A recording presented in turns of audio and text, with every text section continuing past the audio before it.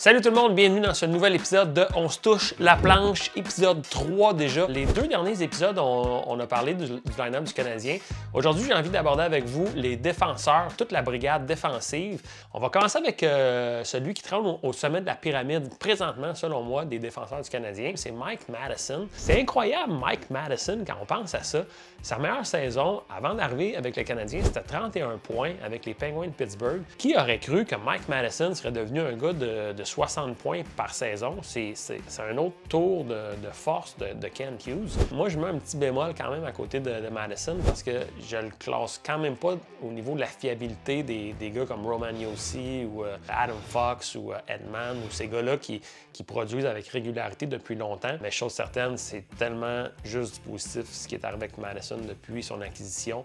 On poursuit, c'est pas un ordre là, de qui je mets en ordre, c'est un ordre qui est venu comme ça, mais le deuxième sur ma liste présentement, c'est Kaiden Guhle. Moi, j'adore un défenseur comme Kaiden Guhle. J'aime les bons joueurs de hockey fiables, qui jouent de la bonne manière. J'étais un fan de Sidney Crosby, puis j'étais un grand fan de Patrice Bergeron. Pour moi, c'est tu veux savoir comment jouer au hockey, regarde Patrice Bergeron jouer au hockey. Mais là, on revient à Kaiden Guhle. C'est un peu ça, Kaiden Guhle. Pour moi, Kaiden Guhle, c'est un gars qui joue très, très bien le jeu du hockey dans toute sa complexité, dans tout son ensemble. Mais je pense qu'avec Kaiden Guhle, le Canadien est en business. On va avoir un bon défenseur qui va donner des bonnes minutes à la ligne bleue pour plusieurs années. Le Joker du Canadien cette année, c'est Lane Hutson. Pourquoi c'est le Joker? C'est parce qu'on ne sait pas où est-ce que ça peut aller exactement. Est-ce que Lane Hutson peut devenir une espèce de Quinn Hughes ou un genre de Cale Makar, un défenseur hyper dynamique, très mobile? Oui. Maintenant, je me garde un petit bémol parce que on le sait pas. T'sais, les recrues, c'est facile de s'emballer, tout ça, mais des fois, on a des déceptions. Moi, j'aime mieux rester un petit peu sur mes réserves. Je pense que ça va être un élite quand même, mais ça va être de voir quel genre d'élite. David Savard, je ferai pas 4 minutes sur David Savard. Hein? On sait exactement où on s'en va avec David Savard, le gros costaud, stay-at-home defenseman. David Savard, merci d'être là. Tu fais une super belle job. Arber Xhekaj. Oh yo yo, comment ne pas aimer Arber Xhekaj? Peut-être hasardeux comme comparaison, mais Darius Kasparaitis, dans ses belles années avec les Penguins de Pittsburgh, Xhekaj pourrait devenir le genre de Darius Kasparaitis. Je termine le survol des défenseurs avec trois jeunes défenseurs qui vont, d'après moi, se bagarrer pour un poste de régulier. On parle de Justin Barron, Logan Mailloux, David Reinbacher. Je pense que Reinbacher, le projet des Canadiens, c'est de le laisser dans la Ligue américaine encore cette année pour qu'il se développe. J'ai l'impression que ça va jouer entre Mailloux et Justin Barron. J'ai un petit faible pour Logan Mailloux. J'adore qu'il ait pris le numéro 24. On se souvient de Lyle O'Deline. On rit des fois de Lyle O'Deline à cause que c'était Lyle O'Deline. Si Lyle O'Deline s'appelait genre Jim O'Deline, John O'Deline, Mike O'Deline, Lyle. C'est tout drôle. O'Deline, c'est drôle, mais Lyle, c'est drôle. Fait qu'il y a un nom drôle. Mais si Logan Mailloux peut avoir une carrière dans les eaux de ce gars-là qui s'appelle Lyle O'Deline, ben ça serait déjà super bon. Ça, c'est fait. On a fait le survol des défenseurs. Fait que, veux pas, en 3 capsules, on a parlé de tout pas mal le line-up. Il manque rien que les goalers. Je pense que je vais en parler dans la prochaine capsule. Mais d'ici là, plus que d'ici là, genre là, on s'en va rejoindre Patrice Lemieux. Salut Pat! Cette semaine, Pat, j'aimerais ça que tu nous parles du geste de Cole Caulfield qui a changé son numéro du 22 pour le 13 pour honorer la mémoire de Johnny Gaudreau. Qu'est-ce que tu as pensé de cette décision-là? Bien, je pense que oui. Je pense que c'est définitivement un geste que tu as le mérite de lui tirer ton chapeau pour. Je pense que Caulfield voulait comme honorer toute la legacy que Johnny a laissé sur lui. Puis je pense que c'est vraiment quelque chose de bien que je favorise à ça. Je pense que la seule chose, c'est que le numéro 13, tout le monde le sait, là, que c'est un numéro qui vient quand même avec un petit obélix. Je pense que tu veux peut-être dire un petit astérisque. Bien, non. Je pense que je voulais vraiment dire Obélix. Je pense que si tu as le choix d'un bonhomme ou de l'autre, bien, je pense qu'il faut qu'on se grossisse. Alors, on va prendre le plus gros des deux bonhommes. Mais pour ce qui est du numéro 13, bien, c'est sûr qu'il y a beaucoup de joueurs, dont moi, là, qui se tiennent avec une perche, un bâton, puis des gants, puis un casque de ce numéro-là. Mais d'un autre côté, bien, il y a plusieurs bonhommes là, qui l'ont eu dans leur carrière, des joueurs qui l'ont arbouré avec beaucoup de brio. Tu penses à des gars comme Mats Sundins, Pavel Dance, Hughes. Mais tu me parles de superstition, Patrice. Toi, étais-tu un joueur superstitieux quand tu jouais? Bien, je pense pas vraiment. C'est sûr que j'avais des petites routines un petit peu normales comme n'importe quel joueur de hockey. Je pense que moi, personnellement, bien, il fallait toujours que je mange la même chose. Il fallait toujours que je parle de la même sujet à la même personne aux mêmes minutes avant les games.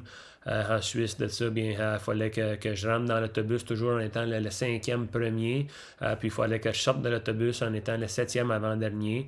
Alors, c'est juste des petites manies comme ça qui sont tout à fait normales. Alors, je pourrais pas dire que j'étais quelqu'un qui était plus ou moins qu'un autre. En terminant, j'aimerais savoir ton opinion là, sur la nouvelle qui nous arrive de San Jose à l'effet que Joe Thornton va être un peu le mentor de Macklin Celebrini.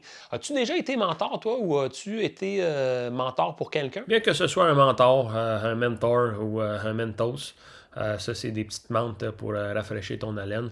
Moi, je pense dans ma carrière, bien, je n'ai eu un mentor à mes débuts. C'était Cheston Winstonfield. Puis c'est un joueur un petit peu marginal qui avait joué quelques games dans la Ligue nationale, mais il avait une bonne tête sur les épaules. Puis il m'a montré juste des petites choses qui fait que tu deviens plus un homme rapidement. Par exemple, sur la route, comment te comporter. Il t'expliquait que passer 8 bières, il fallait que tu arrêtes. Tu pouvais rester à 7 bières, puis à peu près 6-7 shooters. Juste d'avoir l'œil pour voir un petit peu les groupies sur la route, lesquelles sont-elles les bonnes, puis les moins bonnes, pour ne pas tomber dans des pièges comme ça. Alors, c'est vraiment quelque chose qui peut faire toute la différence. Cette semaine, j'ai envie de vous partager une petite anecdote qui m'est arrivée. Je vais vous mettre en contexte, OK? Il y a 2 ans, j'ai construit des chalets ici. Puis je vous invite à aller voir sur ma chaîne YouTube. Je vais mettre le lien ici. J'ai fait une belle petite série de vidéos qui montrent toute l'évolution du projet, de l'idée initiale jusqu'à la confection finale des chalets. Je suis passé par plein de gammes d'émotions. Bref, je me suis retrouvé avec 2 petits chalets que je fais du locatif avec. Au mois d'avril, j'ai reçu une demande Airbnb d'une personne anglophone qui venait de la région de l'Ontario, je pense de Toronto. Puis la personne me posait 1001 questions. Ça faisait une semaine qu'on faisait des échanges back and forth là, c'est comme tu me tires du jus, genre, tu bookes-tu ou tu bookes pas? Là? Puis à un moment donné, dans nos échanges, la personne me demande, est-ce qu'il y a beaucoup d'ours dans la région? Et j'ai répondu, oui. Il y a beaucoup d'ours dans la région. Il faut être très prudent. Et là, je pensais que ça allait être le coup de grâce, que la personne allait dire « Oh mon Dieu, ben, j'irai pas ». Mais la personne a répondu « D'accord, merci pour l'information ». Et le booking s'est confirmé. Donc, ça, c'était au mois d'avril.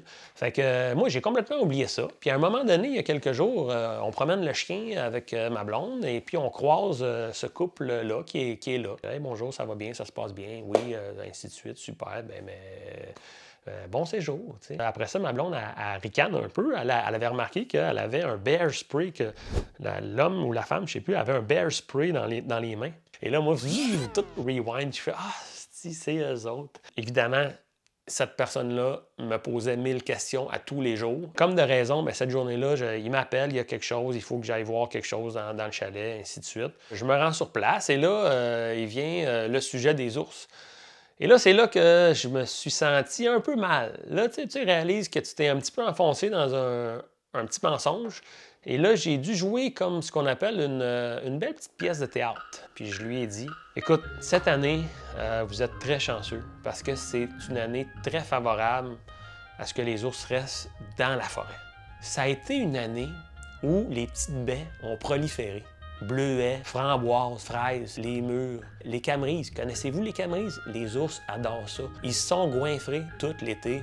Ils ont la bédaine bien pleine. Ça reste quand même que c'est possible qu'un ours, moins chanceux qu'un autre, ait moins trouvé de nourriture. Fait que je vous conseille quand même de garder votre bear spray parce qu'on ne sait jamais quand est-ce qu'un ours peut sortir du bois. Moi, j'ai fait ça. Je les ai laissés là-dessus. Pourquoi je suis en train de faire cette pièce de théâtre-là à des clients Là, sur d'autres podcasts, il y en a d'autres qui pluguent peut-être à ce moment-ci leur date de show, des affaires de même, mais moi, tu sais, je suis comme un petit peu plus big que ça. Je plug mes chalets. Toutes les informations sont dans la description de la vidéo ci-dessous.